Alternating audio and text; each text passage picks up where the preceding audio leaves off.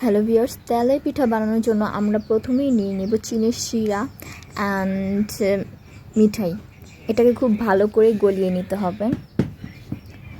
তারপর খুব ভালো করে গলিয়ে একটা সাইডে আমরা রেখে দেব।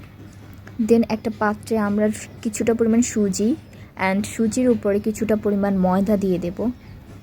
সুজি অ্যান্ড ময়দার সাথে আমরা এখন যেটা দিচ্ছি সেটা হচ্ছে চালের গুঁড়া। সমপরিমাণ চালের গুঁড়া দিয়ে দেব।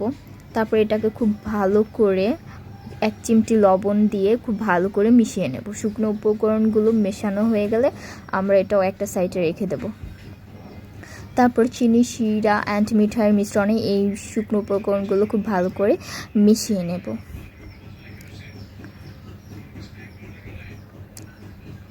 মেশানোর কাজটা আমরা চামিচ দিয়ে অথবা হাত দিয়ে পানির সাহায্যে একটু একটু করে অল্প অল্প করে মিশাতে থাকবো।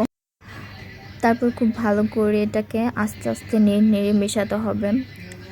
আপনারা চাইলে এটাতে ব্লেন্ডার দিয়েও করতে পারেন অথবা হাতেও মিশিয়ে নিতে পারেন। আমি এখানে চামচের সাহায্যে মিশিয়ে নেব অ্যান্ড একটু একটু করে পানি দিয়ে দেবো। মেশানোর পর ব্যাটারটা আমার এরকম হয়েছে, একটা স্মুথলি ব্যাটার তৈরি করে নিতে হবে। তারপর যখন ব্যাটার একবারে পারফেক্টভাবে তৈরি করা হয়ে যাবে, আমরা একটা লোহার কড়াই নিয়ে নেব, তেল নিয়ে নেব। লোহার কড়াইতে এই পিঠাটা ভালো হবে বানাতে। তারপরে এখান থেকে ব্যাটার নিয়ে আমরা চামচের সাহায্যে অল্প অল্প করে নিয়ে তেলে ছেড়ে দেব। দেখতেই পাচ্ছেন আমি একটা পিঠা দিয়েছি, এটা কিন্তু খুব আস্তে আস্তে একেবারে ফুলে যাবে, বলের মতো ফুলবে।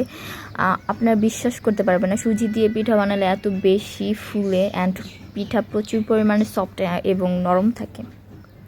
দেখতেই পাচ্ছেন ফুলে উঠেছে। এভাবে পিঠা তৈরি করলে 100% ফুলবে।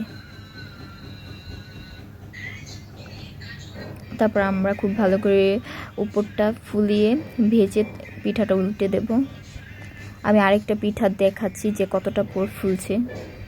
দেখতেই পাচ্ছেন একেবারে প্রচুর পরিমাণে পিঠাগুলো ফুলে উঠেছে। পিঠাগুলো আমরা একটা একটা করে সব কয়টা পিঠা ভেজে নেব। ভাজার পর দেখতেই পাচ্ছেন প্রত্যেকটা পিঠা ফুলেছে এবং কত সুন্দর হয়েছে। Thanks for watching.